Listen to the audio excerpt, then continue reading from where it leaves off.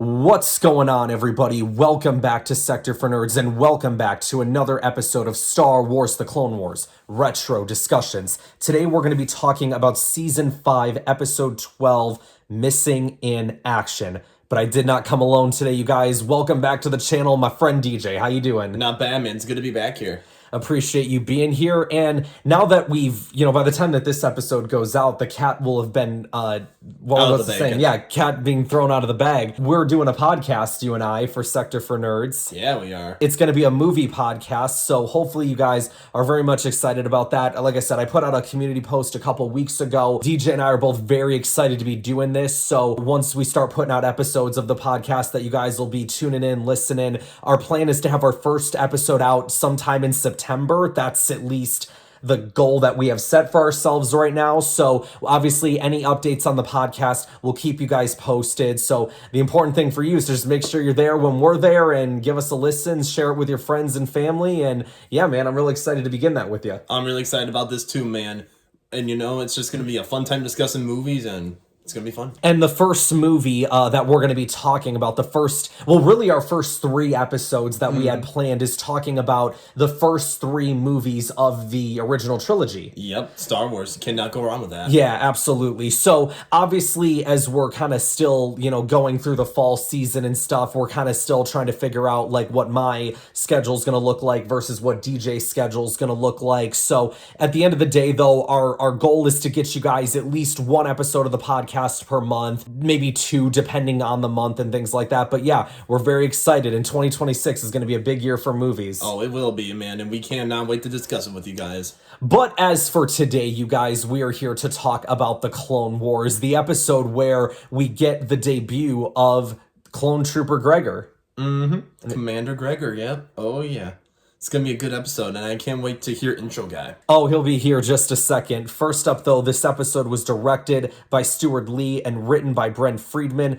The cookie for this episode: a soldier's most powerful weapon is courage. Now, yeah, in case you guys missed anything from last week's episode, well, I mean, you really didn't miss much if you watched the episode, because it's the Void episode, and not much happened in the Void episode. You can go check out my discussion on it, though, because I thought that was pretty fun, little shameless plug there. But for now, you guys, intro guy, let us know what's going down in this episode and what happened in the last couple of episodes. Stranded on a secret mission for the Republic, Colonel Gascon and his intrepid droid squad successfully steal an encryption module from a separatist ship.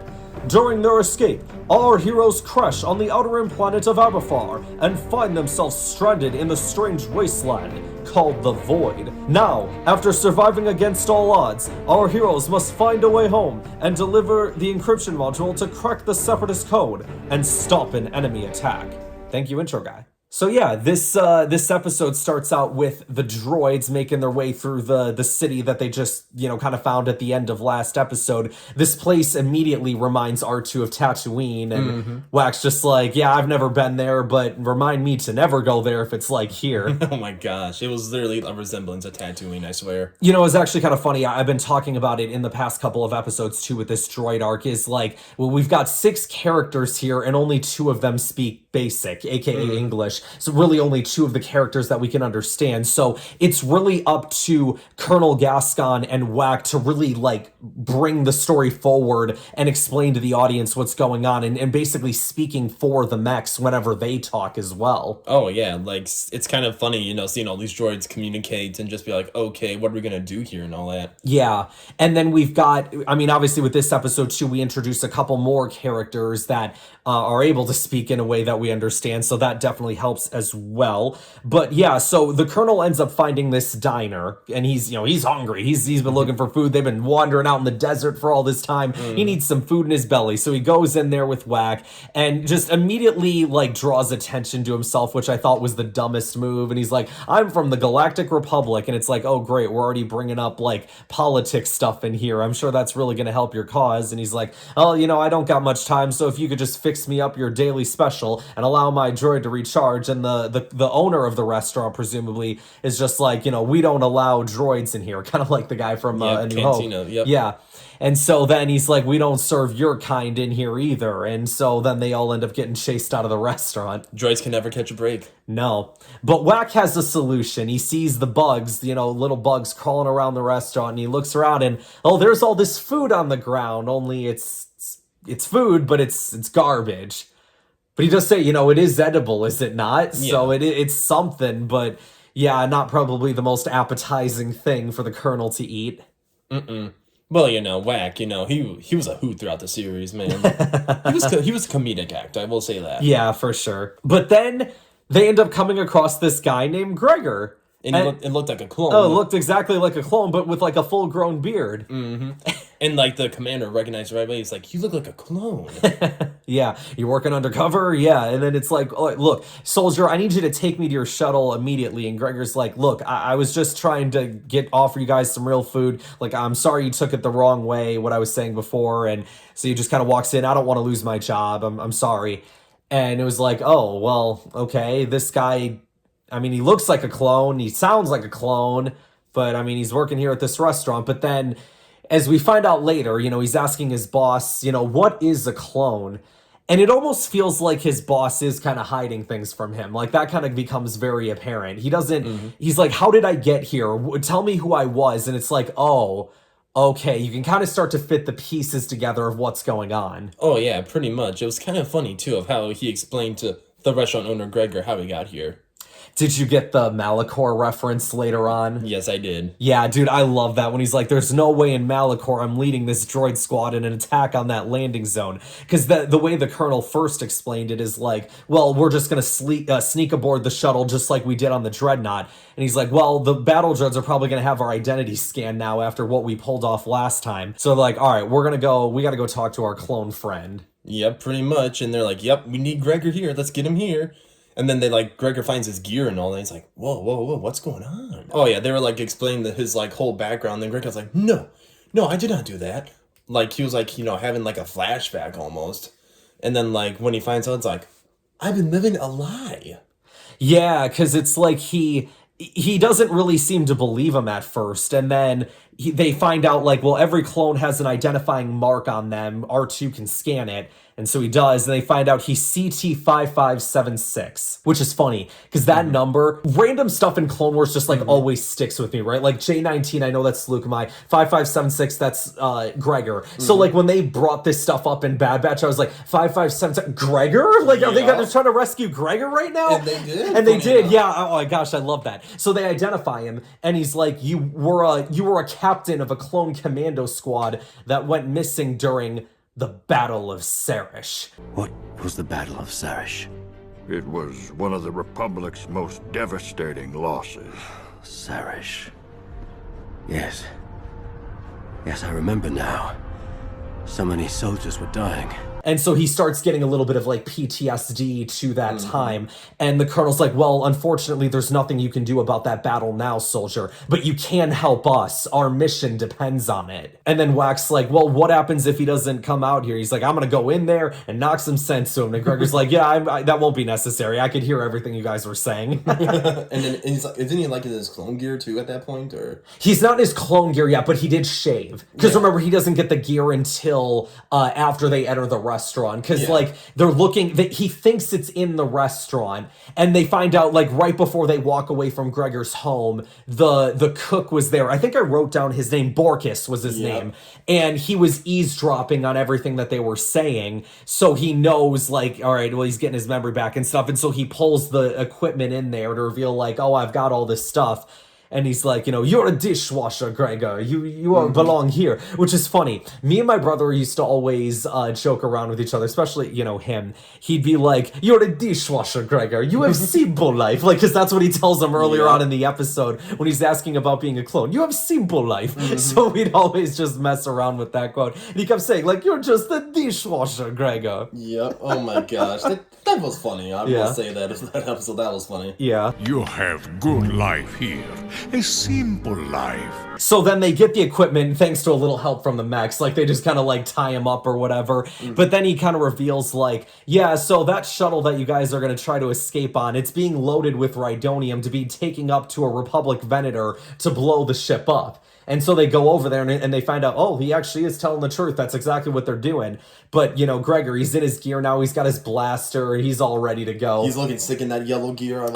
Dude, I love the Clone Commando gear. Oh, yeah, that is some good stuff right there. That was actually Dave's idea. Dave Filoni was his idea to make him a Republic Commando. They were talking about this idea, like, they didn't just want him to be like this random clone grunt or whatever. They wanted him to have like a special rank or whatever and be a part of an elite squad. Yep. So then that way, like when you have that moment where they're about to go in there and he's like taking on an entire army by himself, it makes a little bit more sense because this dude's a clone commando and those guys are supposed to be on like a whole nother level. Oh yeah, and we still haven't gotten the Clone Commando series, One scene with Delta Squad in season 3, but that's really all we've gotten as far as Clone Commandos. But that wasn't the true Delta Squad, they were just returning, casualties and all that. That wasn't, like Bad Batch or whatever. I get what you're saying, yeah, like we haven't actually gotten to see Delta Squad do their thing. No, you're right there, absolutely. Yeah, so that action scene, though, where they're like, he's going through and he's taking out all the droids and stuff, and... He's like carrying the squad almost, like... Seriously. Oh, 100% he was carrying the squad, because all the astromechs were just kind of running around, dodging bullets and stuff. Whack looked hilarious running away, he was like, ah! And I love when BZ goes down with the Colonel in it, and Wack's like, Colonel, are you okay? And he's just like, save yourself, and Wack just goes, okay. He just runs away. Wack is just like another stand-up comedy, You know how Obi-Wan's got those one-liners? Wack was just, pure comedy. Well, if Obi-Wan's not going to be in this arc, somebody's got to do it, right? Oh, yeah. So then Gregor ends up saving BZ and the Colonel, and they end up getting out of there. But unfortunately, Gregor kind of sticks around to like hold off the droids. And as everybody's on the ship and they're taking off, Gregor just goes, "It's been an honor serving with you, Colonel." And he's like, no, hold on. We can still come around and pick you up. And he's like, no, it's okay. I'm going to find my way back home, I promise. And it's like, oh, this man, he's about to play the sacrifice move. I will be honest, the first time I watched it, I'm like, there's no way he survived. No, I didn't either. Where is Gregor?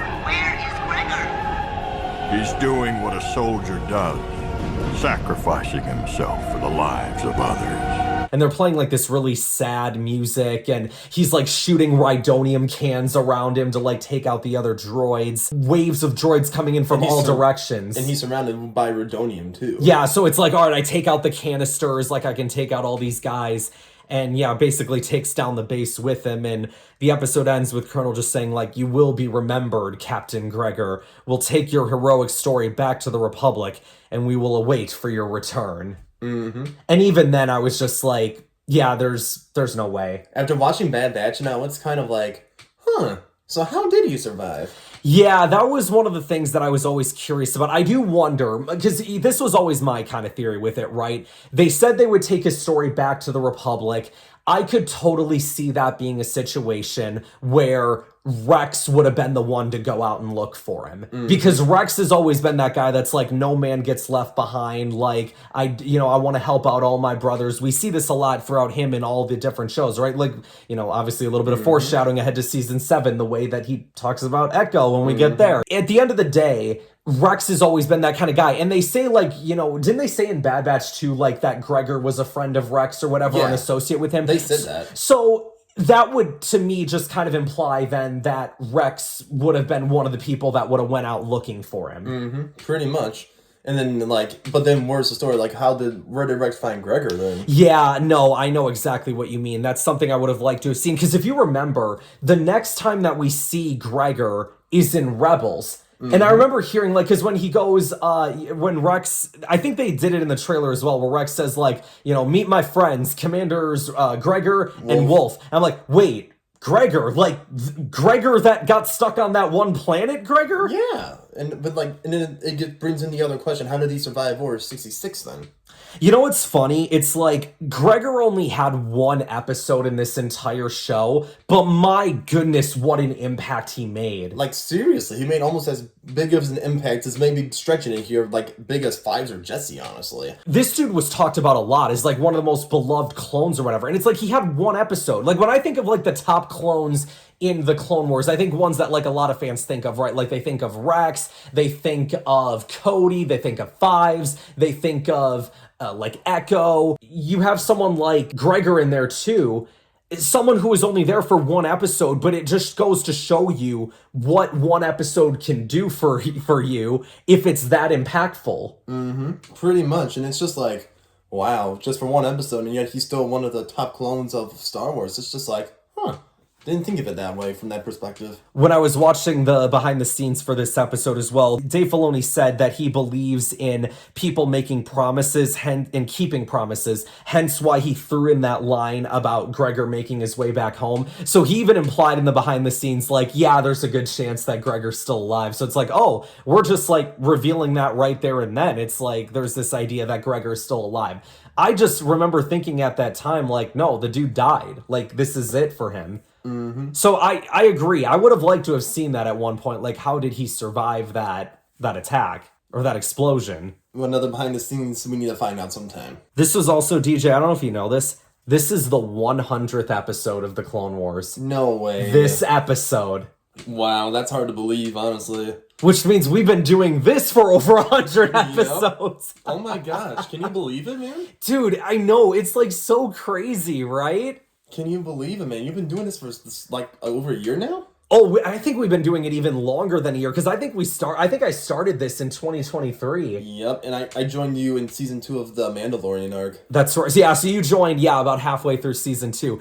Dude, oh my gosh, man. Like, this is, I mean, we knew this was going to be the longest series on the channel. Hey, that's crazy. Five. Yeah, Best heck series. yeah, man. Heck yeah. Best Star Wars series ever, and I still want more Star Wars, Clone Wars content, but Absolutely. So that, I believe, is going to wrap us up for this week, you guys. Next week, we are going to be talking about part 4 of this arc, which I'm realizing I don't have the name of right now, but whatever. You all know. It's the final episode of this droid arc. We're coming down to the wire on that, and then after the droid arc, we're going to start cooking, y'all. We are going to start cooking. That's going to be time, man. After that arc, man, oh my gosh. Oh, I'm getting pumped just thinking about it. Oh my gosh, All dude. right. That's a good arc. I'm just saying, that's a good arc, man. But that is going to wrap us up for today, you guys. DJ, of course, as always, thank you for joining. Thank you, man. Not bad for 100 episodes of Clone Wars content. Absolutely. Yeah, not bad at all. Looking forward to more episodes of the Clone Wars, which I'm sure I'll have you on for. Oh, and yeah. Of course, we've got that podcast as well, so lots to look forward to. Little hint. I can't wait to discuss that Clovis guy.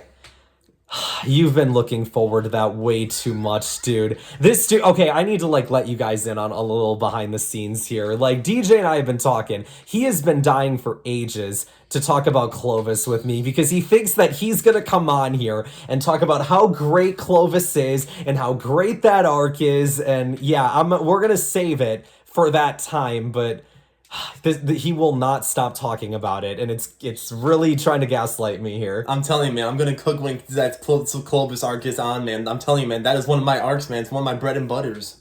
Well, one of my favorite arcs, guys. Hint, nudge, nudge. Okay.